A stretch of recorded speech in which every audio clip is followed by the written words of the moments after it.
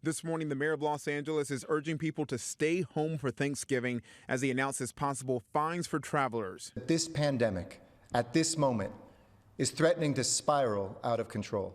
Anyone 16 or older arriving at Los Angeles airports or train stations must fill out this form, saying they understand California's travel advisory. The top reads, failure to submit the form is punishable by a fine of up to $500. Please, let us not make this Thanksgiving the deadliest day of this pandemic.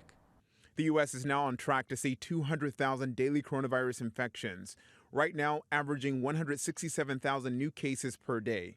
And for the 14th consecutive day, the country has set a record for the number of people in the hospital with COVID, nearly 86,000 on Monday. New York City is being forced to reopen a temporary field hospital. Pennsylvania says all ICU beds in the state could be full by next week. Doctors in Montana and Idaho also running short on beds. There was a physician from the largest healthcare facility in Montana, who was saying that they had 25 intensive care unit beds, but over 40 intensive care unit patients. People in those environments still don't believe that this is a problem.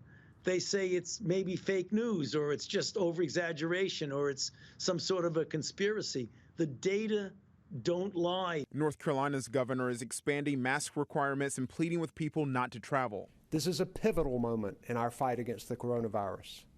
Our actions now will determine the fate of many.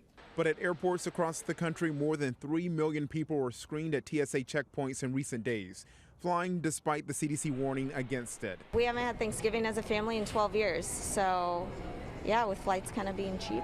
And I already had COVID, so I was like, perfect, I can go somewhere. At testing sites, people are waiting in line for up to 5 hours in the rain, trying to get tested before the holiday. Everybody in Wilmington here. Quest Diagnostics says testing orders have increased 50% since late September. The company says testing now should be reserved for people who have symptoms or were exposed to the virus. All right, here's your test kit. Doctors also warn a negative test does not mean you're in the clear. If you had tested in 2 days, you may be positive at that point, or you may develop symptoms at that point.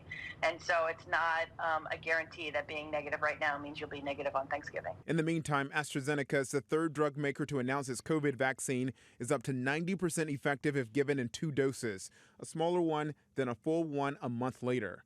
And now Qantas will be the first airline to require a vaccination. The airline says once vaccines are widely available, it will mandate international travelers prove they've received a vaccine before flying. The CEO believes other airlines will follow.